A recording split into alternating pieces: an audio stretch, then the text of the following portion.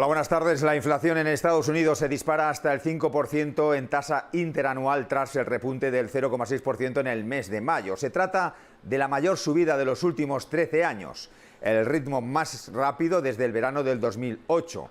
Esta subida de los precios de Estados Unidos se produce por el efecto de la comparación frente al 2020 en medio de los confinamientos para frenar el avance de la pandemia. El experto de GPM, Juan Ramón Caridad, cree que si hay crecimiento, la inflación no será un problema. Si hay inflación con crecimiento, con importaciones de China y Estados Unidos, es muchísimo menos peligroso que cuando hay una situación de reflación o de estanflación donde no hay crecimiento y sí que hay inflación. Y luego el segundo punto que es muy importante es que cuando China acelera el crédito es donde de verdad empieza a reactivar las tensiones inflacionistas. Y eso estuvo ocurriendo desde prácticamente final de año hasta hace 3-4 meses. Si uno ve la velocidad a la que está acelerando el crédito, se observa que ya no solo no acelera China, sino que restringe. Y empezaremos, no ahora, los próximos 3 o 4 meses van a seguir siendo inflacionistas, pero vamos a empezar a ver dentro de 8 o 9 que hay menos presión o los incrementos porcentuales respecto a 12 meses anteriores son menos sorprendentes o menos espectaculares de lo que hemos visto. El Banco Central Europeo mantiene el pie en el acelerador de sus compras pandémicas hasta septiembre. Como había previsto el consenso de mercado, la entidad presidida por Christine Lagarde ha decidido extender hasta el tercer trimestre del año su ritmo significativamente más elevado de compras en comparación con los primeros meses del 2021 bajo su programa de compra de activos contra la pandemia, con el objetivo de mantener en un buen nivel las condiciones de financiación, según ha informado este jueves al finalizar su reunión de política monetaria. There's no point losing ourselves in conjecture. It's too early, it's premature, it's unnecessary to discuss those longer-term issues. And those matters have not been discussed by the Governing Council.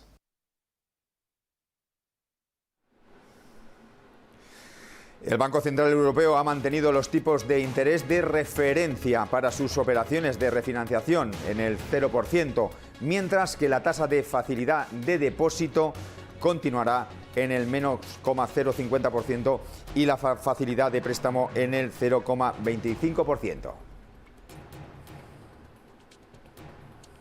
Y desde ING, Francisco Quintana explica que la situación en Europa es muy distinta de la de Estados Unidos, donde la inflación podría convertirse en estructural.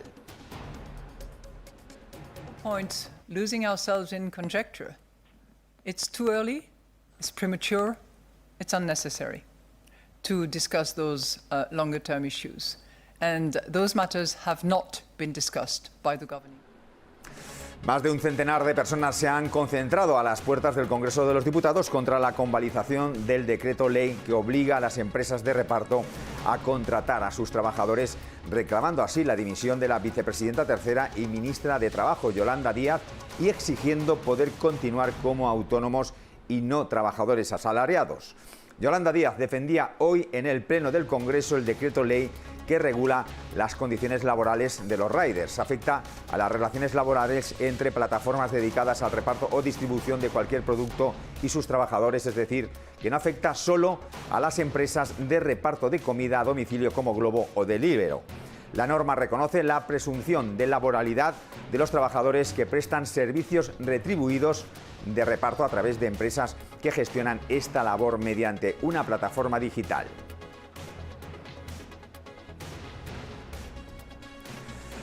No es el único decreto ley por el que medía hoy la vicepresidenta tercera del Gobierno. El Congreso vota también este jueves la prórroga de los ERTE y las ayudas a los autónomos hasta el 30 de septiembre. Esta extensión mantiene prácticamente el mismo esquema vigente hasta el 31 de mayo con 3 modalidades. ERTE destinados a sectores ultraprotegidos, los de impedimento de la actividad y los ERTE de limitación.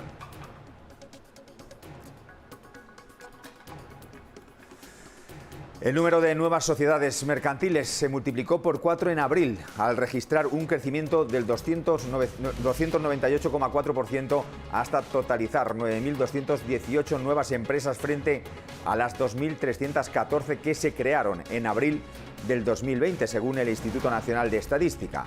Hay que tener en cuenta que en abril del año pasado la cifra de sociedades constituidas que ampliaron capital o que se disolvieron fue excepcionalmente bajo por la declaración del primer estado de alarma.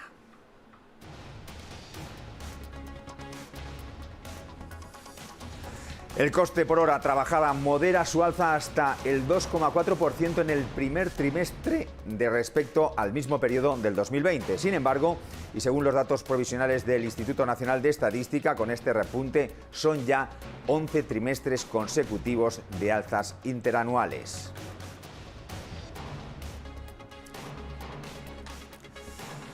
Y hemos conocido nuevos detalles sobre el ciberataque al Ministerio de Trabajo y Economía Social. Fuentes del organismo público han explicado a Negocios que el Ministerio mandó a todos los trabajadores de los servicios centrales a casa, dado que estaban en la oficina pero sin poder acceder a los sistemas.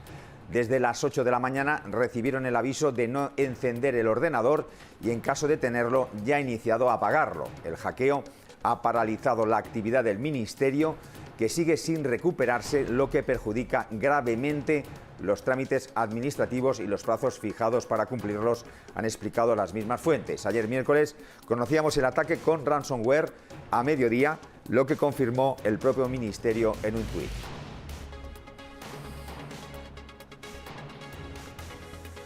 Los países integrantes de la Organización Mundial del Comercio han acordado abordar el debate de la suspensión temporal de patentes de las vacunas contra el COVID, postura que ha avalado el Parlamento Europeo en una resolución.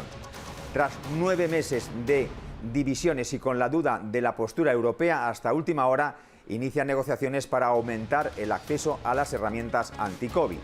El texto aprobado por el Parlamento Europeo apunta a que las circunstancias excepcionales requieren soluciones excepcionales.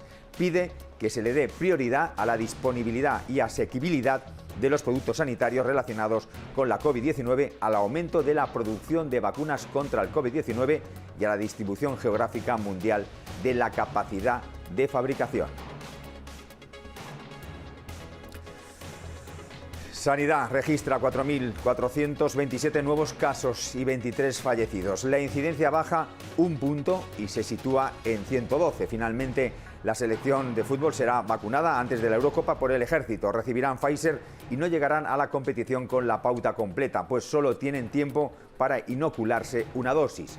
Por otro lado, el Ministerio de Sanidad cambia por completo el criterio en cuanto a la apertura del ocio nocturno y permite ahora flexibilidad casi total en aquellas autonomías con menos casos de coronavirus, sin imposiciones de ningún tipo y bajo la decisión de las autoridades autonómicas. Y mientras el Parlamento Europeo ha aprobado la propuesta para unirse a la eliminación de los derechos de protección intelectual de las vacunas. La votación ha salido adelante con 355 votos a favor.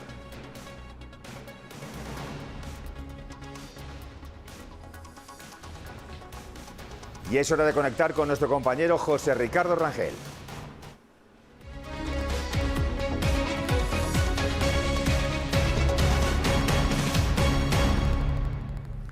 José Ricardo, ¿qué tal? Buenas tardes. ¿Qué tal? Muy buenas tardes, mi querido Manuel. Buenas tardes, amigos allá en España. Espero que estén teniendo un excelente día. Y pues bueno, nosotros apenas estamos a la mitad del camino y como cada día les comparto cómo nos estamos comportando en la sesión del mercado de valores aquí en México, y estamos en terrenos positivos con un índice de precios y cotizaciones en 0.14% arriba. Esto se debe principalmente al alza en una empresa que se llama Alsea, que es la que controla toda la parte de franquicias, sobre todo de la parte de Starbucks y entre otras restaurantes, con 2.66%. Es interesante hablar de esta empresa, ya que pues debido al cierre del año pasado ha tenido ya casi esa recuperación en términos de precio de este activo del año pasado. Ya está recuperando su nivel prepandemia. Ojo ahí porque ahí tiene una parte de apalancamiento. La otra el otro sector que estamos viendo es igual consumo con Almacenes Liverpool y seguido de la parte del Grupo Aeroportuario del Pacífico, que son los controladores de la parte del Pacífico de todos los aeropuertos. Las principales bajas, amigos, mi querido Manuel, es en la parte de servicios financieros, con Grupo Financiero en Bursa con 1.36 abajo, Bimbo en la parte de consumo de pan 1.24 abajo y Kimberly-Clark, que se dedica básicamente a toda la transformación de papel aquí en México con 1.20 abajo. Y pues vámonos con nuestro invitado, mi querido Manuel, por favor. Así es, Lourdes Motta, ¿qué tal? Buenas tardes. Hola, ¿qué tal? Buenas tardes, Manuel, allí en España. Buenos días, Ricardo, acá en México. Bueno, gracias por estar con nosotros en Negocios. Bueno, vamos a hablar de la evolución de la estrategia contra el COVID en México. ¿Cuáles han sido las últimas estrategias, por parte del Gobierno? Bueno, pues déjame contarte primero que, pues aunque la verdad es que seguimos presentando casos y ahora ya se empieza a hablar de que en México circula la variante Delta, pues ya en lugares como la Ciudad de México y prácticamente en todo el país se ha pasado al semáforo verde. ¿Qué quiere decir esto? Entre otras cosas importantes, en que ahora sí ya se dio el regreso de los chicos a la escuela y también de los más grandes, los que van ya a universidades. El regreso, sobre todo en los más pequeños, se dio de manera voluntaria, es decir, es algo que pueden decidir los padres, pueden seguir tomando clases desde casa. Aunque te decía yo, se siguen presentando casos y muertes. También ayer se anunció que una conferencia que el encargado de la pandemia, el subsecretario de Prevención y Promoción de la Salud, venía dando desde que esta se declaró como iniciada en México todos los días a las 7 de la noche para informar, va a terminar. Entonces, todo esto nos hace pensar en que estamos viendo una conclusión por decreto de la pandemia, que no tiene que ver con las condiciones epidemiológicas. Por otro lado, bueno, pues continúa el operativo de vacunación.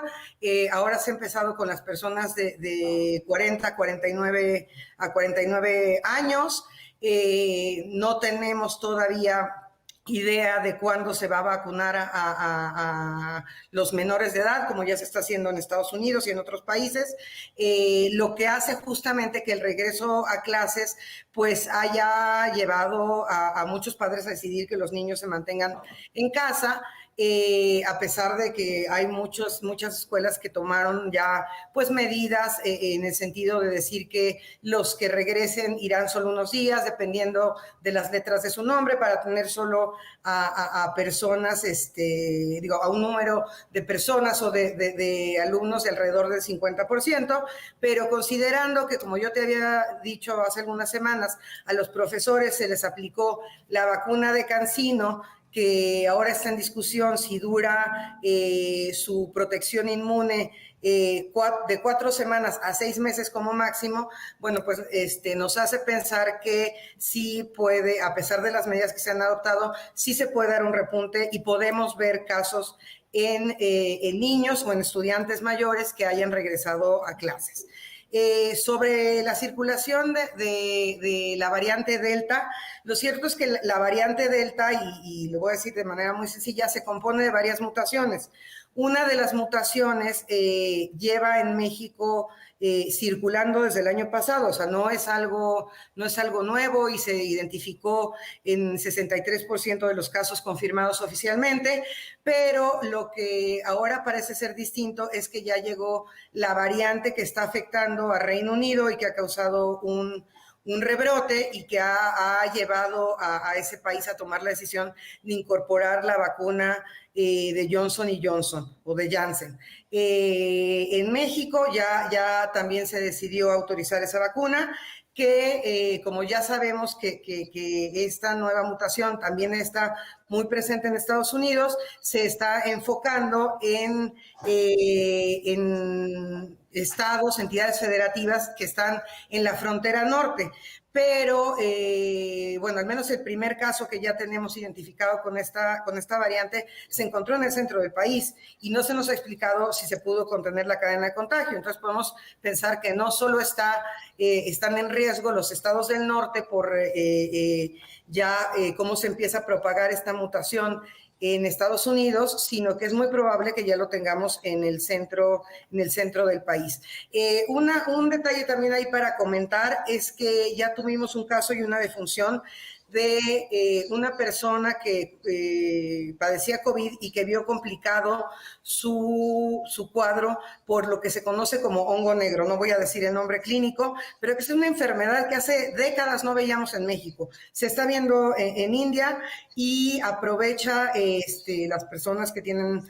es una infección que aprovecha que las personas no tienen un estado inmunológico ideal y pues sí, ya ha causado por lo menos una defunción en México. El que estemos en semáforo verde no quiere decir que esté todo al 100%, pero sí que, por ejemplo, los restaurantes, donde decía las escuelas regresaron, los restaurantes amplían sus horarios, pero sí hay este alto riesgo de, como decía yo, que se quiera terminar una epidemia por decreto y no por criterios epidemiológicos, Manuel. Oye, Lulú, esto está muy, pues ahora sí que de alto riesgo. Se supone que la estrategia de salud debería de ir empatada con el tema, pues, especializado de la epidemia, ¿no? Y aquí todos estamos en verde. Al parecer creo que nuestros amigos allá en España, en la parte de Quintana Roo, donde es toda la parte de Riviera Maya, todo el Caribe mexicano, ya están teniendo problemas, ¿no, Lulú? Bueno, ahí sí ya se está pensando regresar a semáforo rojo. El que el país de repente de un día a otro se haya convertido en verde por el semáforo, pues no podemos desvincularlo de primero que el anuncio se hizo el viernes de la semana pasada y el domingo teníamos elecciones. Entonces, me parece que son más razones políticas que verdaderamente epidemiológicas las que llevan a esta apertura y, bueno, considerando la circulación de esta mutación diferente del virus, de la variante Delta, pues, y que se puede presentar en personas que han sido ya vacunadas, incluso, aunque hay muy poca probabilidad, incluso quienes han sido vacunados con Pfizer o Moderna, que son las vacunas que nos presentan una mayor efectividad de adquirir la infección y de desarrollar la enfermedad, porque recordemos que hay casos que son asintomáticos, o sea, no padecen la enfermedad como tal. Lo cierto es que incluso en estos los hemos visto. ¿Por qué? Porque como fueron las primeras en salir, los datos que tenemos sobre su respuesta a la variante Delta los tenemos a partir de modelos matemáticos. O sea, sí sabemos que puede dar una alta protección. Eso es un poco diferente con la vacuna de Johnson & Johnson, que es por lo que se está teniendo. Ahí sí ya hay datos directamente de estudios clínicos que nos hablan de una efectividad para prevenir infección y enfermedad de alrededor del 60%, que es bastante bueno. Pero pues no hay que olvidar tampoco que la mayoría de la población está siendo vacunada con AstraZeneca, que tiene muy poca efectividad contra las mutaciones de esta variante. Entonces, bueno, y de CanSino, pues ni hablar, ¿no? Que ahí no solo no tiene protección, sino que está en duda cuánto dura la prevención con ese biológico. Ni lo que dura el ciclo escolar, ¿no, Lulú? Bueno, pues parecería, el ciclo escolar ha terminado ya para algunas escuelas, para otras termina el último día de este mes. Entonces, si consideras cuándo las pusieron y que durara 4 semanas, es exactamente para que vayan de en clases y se vayan a las vacaciones de verano. Oye, Lulú, y ahorita que tocas ese tema precisamente del recontagio, tengo entendido que un expresidente de aquí de México, Felipe Calderón, se se enfermó de COVID, ¿no? Pero no sé si él tenía la vacuna ya. Sí, él tenía la vacuna ya. Bueno, la verdad es que ignoro si tenía las 2 dosis, si ya había completado el esquema, pero sí, él, como muchas personas, publicó en sus redes sociales cuando se puso la vacuna, sí contrajo la enfermedad, lo hizo también público en redes sociales y ayer nos enteramos que fue ya ingresado a un hospital.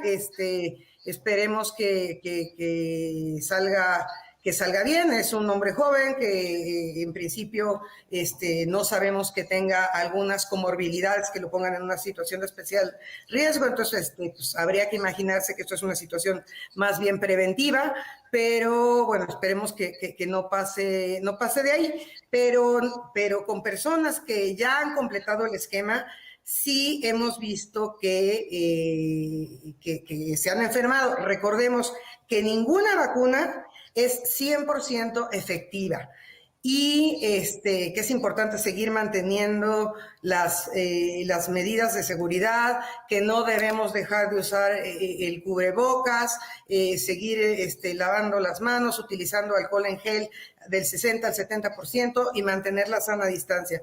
Y yo veo que la gente, ante una buena falta de comunicación en salud, pues la gente ha entendido esto como que ya pueden salir a la calle sin ningún tipo de precaución. ¿Qué es lo peor que podríamos ver? ¿Cómo podría detonarse esta evolución mal administrada, digámoslo así, si es que se sale de las manos, Lulu? Mira, tú sabes que a lo largo de este año, ya más de un año, se ha hablado de rebrotes. O sea, no ha habido rebrotes porque nunca ha habido control. Esa es la verdad. Pero aquí sí ya hemos empezado a ver una disminución. Uno de los principales centros de atención COVID, que era el que se estableció en el centro Banamex, ayer ya cerró. O sea, sí hay una baja ahora en los casos, aunque se siguen presentando, y las defunciones también, pero ahora sí podemos ver un rebrote. Y eso es lo que nos debe preocupar, especialmente porque, como ya lo veníamos diciendo durante semanas, las acciones de vacunación no avanzan a la velocidad que debería. Y bueno, no sé si tengamos tiempo, pero además salió por ahí el tema de que estaban utilizando los viales, que son las botellitas pequeñas en las que vienen las vacunas de Pfizer, que únicamente permiten que se utilicen 6 dosis, pues por ahí alguien dio la instrucción de que se dieran 7 dosis. Entonces, esto pues ha sido un escándalo. No, terrible. Bueno, pues vamos a estar muy al pendientes, Lulú, te agradecemos tu tiempo y literal, pues ahora sí que tú eres la experta en este tema, Lourdes Motta, experta en salud pública. Muchísimas gracias por tu tiempo, por estar aquí en Visión Global Negocios TV. No, pues muchísimas gracias a ti, Ricardo, muchísimas gracias, Manuel, y bueno, pues espero que en poco tiempo les haya dado mucha información. Nos estaremos viendo pronto. Gracias. Gracias, Lourdes. Lulú, te mando un abrazo. Gracias, José Ricardo. Hasta mañana, Manuel. Hasta mañana, amigos. Bueno. Pues vemos ahora la entrevista que ha hecho nuestra corresponsal en Estados Unidos, Visila Bococo, que habla de liderazgo consciente para business leaders. Esto ha sido todo. Buenas tardes. Adiós.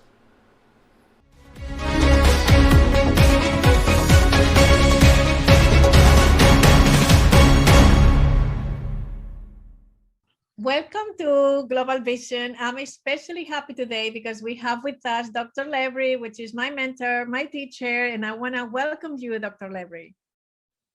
Thank you so much for making this possible. I'm so happy to be here with you today. Well, the first thing that we're going to talk about is about conscious leadership.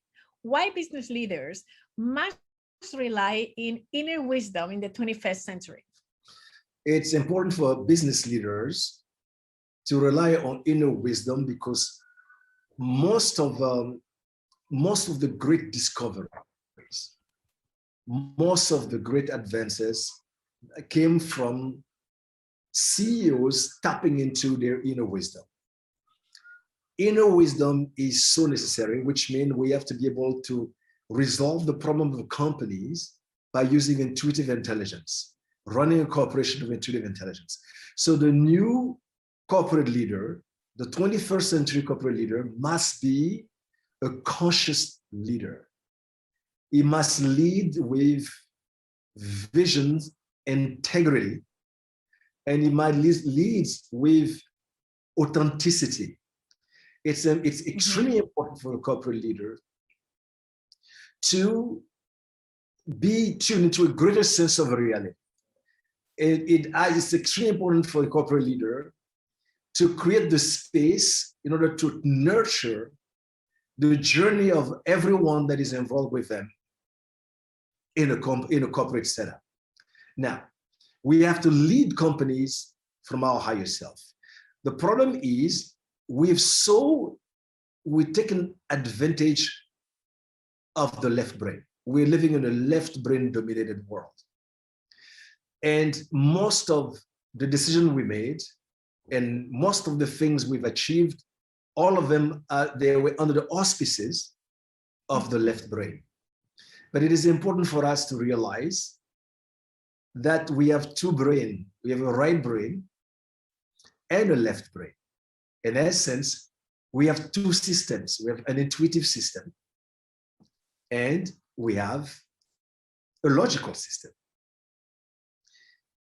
In order for us to run the corporate world with a sense of balance, we have to bring together our intuitive system and our logical system in order to create intuitive intelligence.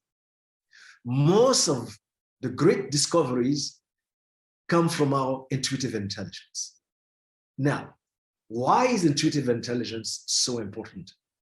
Intuitive intelligence is important in the sense that it allows the corporate leader to bring together the projective intelligence and the protective intelligence in order to create intuitional intelligence. Intuitional intelligence means you're bringing intuition and logic together in order to create what they call informed intuitions, which means you create a space where you will think with your heart and then feel with your head. Because usually, as human beings, what we do, we will feel with the heart and think with our head. It is important for us to reverse that, because when you use your intuitive intelligence, you are emotionally intelligent. Emotional intelligence is when you get to a place where you start to think with your heart and feel with your head, which means you're learning to think right, to feel right, to speak right, to act right, and then to have a good attitude. This is extremely important. So the new corporate leader, the 21st century leader as well, which is important, I need to add this, they must understand the potential for change, because we're living in a very changing world. Everything is happening so fast. There's information overload. There's a lot of stress, so much stress, that it's important to understand change. It's important for us to be emotionally flexible and emotionally resilient. You have to have emotional flexibility, which is the emotion. You have to be able to be flexible enough to embrace a wide range of emotions and still be comfortable with it, which means you have to choose how to feel. You have to choose which emotion to embrace. And you need emotional resilience. Emotional resilience allows you to bounce back from your challenges. So that's extremely important. But as a corporate leader, because there's so many changes, you need to understand the potential for change. And you understand the potential for change when you're leading from your higher self. When you're leading from inner wisdom, you understand the potential for change. Potential for change is extremely important because potential for change cannot happen in a way that is positive without awareness. That's why we're calling them conscious leader. You cannot, when you say conscious leader, is a leader who has awareness. And potential for change has to be connected to your awareness, which is your consciousness. And awareness is necessary for the corporate leader to have a good thought process. And as a result, that can lead to good performance. All of those things are extremely important. But this cannot happen if you don't have a good attitude. Attitude is key. You must have a good attitude in order to be able to be positively impactful in a decision you're making and in the interaction that you're having with other people. You cannot have a good attitude as a corporate leader if you don't have a good self-image. You need a good self-image because a good self-image allows you to have a good attitude, but most importantly, it creates a platform for you to be motivated. You have motivations, and with that motivation comes a certain level of dignity, and there you can have a creative, positive expectations. You become a force for good in a corporate world because you're creating positive expectation for yourself and the people surrounding you. That's wonderful. And what tool of success can you share for business leaders, and if there's any specific programs that you might recommend? That's a good question. Business leaders need to stop and relax. They need downtime. You cannot go forever. You were not built to go and go and go and go and just work forever. You become the most creative when you create time for rest, when you have downtime. Our creativity, our productivity, all of the great ideas for creativity and productivity come during our downtime. When we pause, then life has to be based on balance, activity and rest. The rest is to recharge, to reset, tap into your inner guidance, receive as many of the great ideas that you need, and then activity is you act. So downtime is extremely healing. It's extremely important for us to have downtime in order to take care of our mind, our body, and our spirit. So as simple as it looks, it is extremely needed in a world that is so busy with information overload, where nobody has time. Everybody is so busy. Everyone is on their iPhone. They have no time to pause. That's true. And when you don't have time to pause, when you don't have time to relax, when you're always on the go, you're creating a platform to be emotionally unhealthy. A corporate leader who does not practice downtime is very unhealthy emotionally, which means they have a wrong emotional diet. When you have the wrong emotional diet because you're not taking any downtime, then you cannot think right, because the wrong emotional diet gives you a low frequency emotional life, and as a result, you have low frequency thought and you act from a low frequency place. As a corporate leader, you have to have high vibrations, act from high frequency, and then act from the highest self with a sense of gratefulness.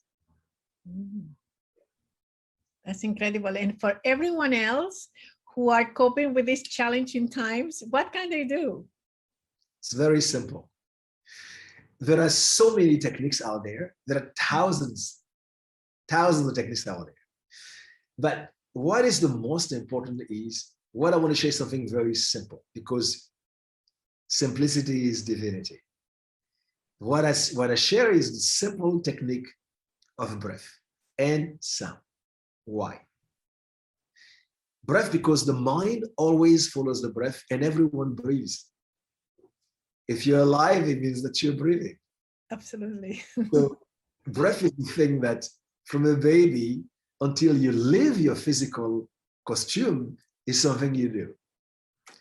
By knowing how to manage the breath, by bringing rhythm in the breath, you will control your biorhythm, you will control your physiology, you will control your emotional life. When you control your emotional life, you're going to control your feelings. When you control your feelings, you're going to start thinking with your heart and feeling with your brain, your head, because you've created a relationship between your heart and your brain. As a result, you think right because you control your frontal lobe, you think right, you feel right, you speak right, you act right, you behave right, because in other words, you're emotionally intelligent. You're not emotionally stupid. you're emotionally intelligent. Now, and breath allows you to have centeredness. The next things I would like to share, which I spoke about, is the technology of breath, of sound.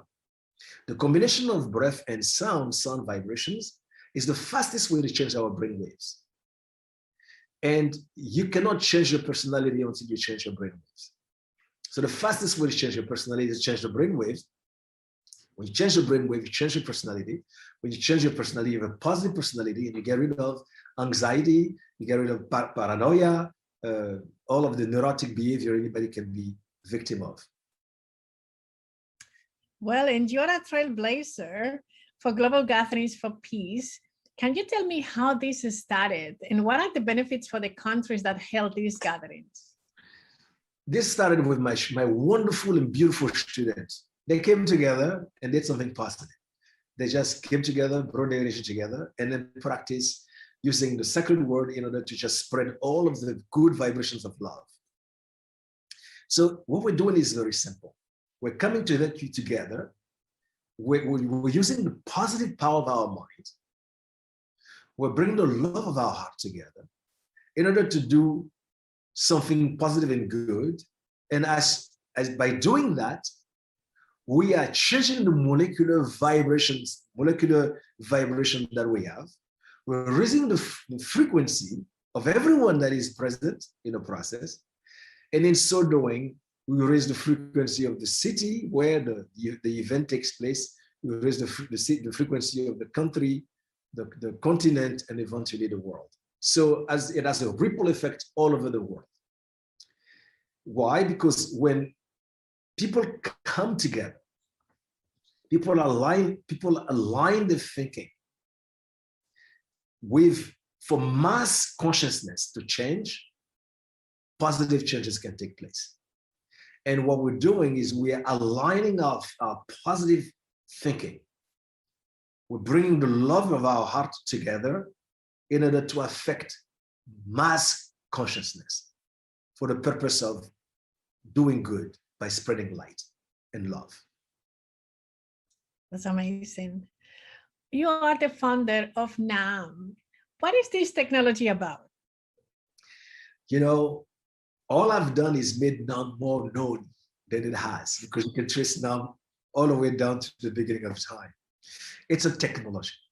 We refer to it as practicing it as the spiritual technology of NAM. Mm-hmm. Your human body is a computer, and then there's a cosmic computer. NAM is the missing link. NAM is what allows you to connect your human body as a computer to the bigger cosmic computer so that you may receive the light. And through that light, it can like create a pathway through every problem. So NAM, in other words, which is the technology of sound vibration, is a configuration, a combination, an arrangement of sacred words that are combined together in a specific healing way in order to direct and redirect the energy within our body to create a platform for our self-healing and ultimately our self-love. And then we can spread that love and that joy around. The technology itself is so powerful in the sense that it takes care of your mind, your body, your spirit, but most importantly, it just gives you a connection with your own heart so that you can live your life from your heart. And eventually you start doing what you love and loving what it is you do. Now, but I need to add here, because it's NAM, so I cannot talk about NAM without talking about Sukshma Vyayama, because we practice NAM, the technology of NAM, but it is combined with Sukshma Vyayama, which is a very powerful yogic technology that is not as known in the Western world. So NAM is combined with Sukshma Vyayama. Sukshma Vyayama is the yoga. It's a technology that is made up of micro movement. It works on what they call your energy back. So why is it important, especially now, to practice Nam and Sukshma Vyayama? Because Sukshma Vyayama pumps the blood and oxygen to the brain. By pumping the blood and oxygen to the brain, it allows us to think, to literally think better. And then it gets rid of all the worries and it puts things in perspective so that we can see things much more clearly. But the other thing that it does, it improves you, when you combine Nam and Sukshma Vyayama, it will improve your heart rate so that you have a general good feelings, which is necessary because you have to feel good in order to think right. This is important. Our well-being is extremely important, especially with the pandemic. So Sukshma Vyayama combined with Nam allows us to develop our mental and spiritual muscles. You need to develop your mental, emotional, and spiritual muscles because they're important. Because once you develop those muscles, they'll give you patience. As a result, they're going to give you confidence. They're going to give you creativity. But most importantly, you become kind. Because kindness is the beginning of wisdom. Every corporate leader has to learn how to be kind. I love that. I'm a fan of Nam, so I'm biased about it because I try it. But Dr. Levry, tell us a little bit about what is Harmonium Healing System? Harmonium Healing System is a splendid, wondrous healing system that every single person on the earth should experience because it'll give you an amazing experience, a divine experience of a practical reality that cannot be put in words. But I'll try to put it in words. Okay. It's a psychotherapeutic application of divine spiritual wisdom for the healing of the causes. We're healing all of the disturbances, all our mental, our spiritual, our emotional, physical, and energetic disturbances at the root. It addresses the root cause of mental, spiritual, emotional, physical, and energetic disturbances. You cannot heal a problem until you remove the cause. And Harmonium allows you to address the cause of the problem. The same way, we cannot heal ourselves permanently until we clean our own mind. No doctor can clean your mind. No therapist can clean your mind. No one can clean your mind. It demands for us to practice self-awareness, which I spoke about earlier, which means you have to face yourself. And by facing yourself, you have to learn to raise your awareness in order to be aware of the things that you do that may cause you to become sick or to create disturbances in your life. So that's where we're talking about conscious leader. But conscious leader in your life, you have to be able to lead yourself in order to be able to lead others. So that consciousness must be applied to your life, to your process of thinking right, feeling right, speaking right, acting right, and behaving right, in order to be able to extend that to others. If you cannot lead yourself, you cannot lead others. If you cannot inspire yourself, you cannot inspire others. The leader inspires. The manager manages. That's the difference between leaders and managers.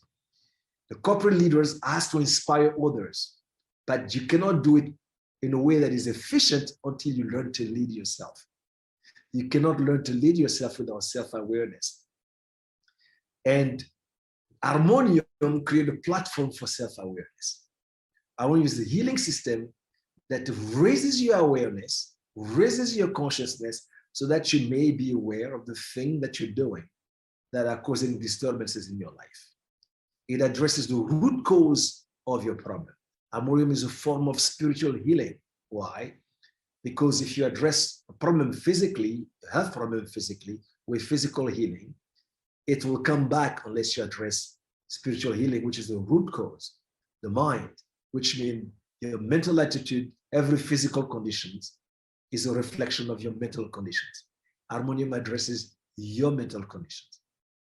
And eventually, every other aspect that come out of it. Because look at it in a simplistic way. You have the tree as you see as a root, and the root and you have leaves. The leaves are the effect, and then you have the root. The problems, the health problems or the disturbance is the effect. If you remove the fruit, you don't do anything about the root, you don't remove the root, then you've removed the fruit, and then you're pushing the problem in the future. So the next harvest it'll take you a week, 2 years, 5 years, but the root, because you didn't do anything about it, will grow new fruit. That is the problem we have nowadays with various holistic healing systems. And Harmonium is doing something different. It's a different paradigm. We have to address the root with spiritual healing, but at the same time, the effect with physical healing. Wow, it's not that wonderful. Everyone should do that. Well, we have to sum up, and you are the only person in this world who could keep me sit down for 4 hours and I would not move from the chair. Honestly. But we have an audience and we have a period of time because we are here in TV. But the last question is, what's biometaphysical medicine? Because that terminology I never heard before. You are the only person who I hear from. So let us know what that means. The question is so beautiful. Bio is living organisms, life. Biometaphysical medicine is really talking about the use of harmonium for healing. So, but what it does is harmonium deals with life, which is the manifestation of that supreme intelligence through the body. So bio is life, is living organism. Metaphysical is something beyond physical, which is something spiritual in simplistic term. And then medicine, which is the healing. Now, biometaphysical medicine is the psychotherapeutic application of the non-spiritual wisdom in a form of harmonium, which is harmonium being applied for the healing, taking care of life, preserving life, in order to take care of the breath life. It takes care of the vibration of the body, vibration within the body, so that man can be as he was in the beginning of time, when the Creator breathed into the breath of life and then said, man is alive because he has the breath of life. Harmonium takes care of the breath of life within the body. It takes care of the movement and the way the life force operates through the body. Harmonium is a catalyst for supreme intelligence to do within you what it's supposed to do for your highest benefit. Well, thank you. I'm very grateful that you share with us this moment and also all your wisdom. Like I said before, I could be listening all the time, but of course, we would love to have you again here with us in this space. So thank you so much. It's a joy. And before I go, I want to share with them that we have a track that is called You. It is so needed in this time for people to be able to sleep and to relax. I'm sure we'll give you a link so they can have it for free. It is free, they can download it. It's extremely good. And various of the tools, like for example, the track for success to listen to, in order to reprogram the mind, in order to take care of themselves. And there's so much of the technology, but it has been such a joy to be here with you today. Well, thank you for your generosity, because our audience is going to love this. Did you see? He gave us an amazing gift. Thank you. Joy. We will see you soon again. Thank you. Not fault. Thank you.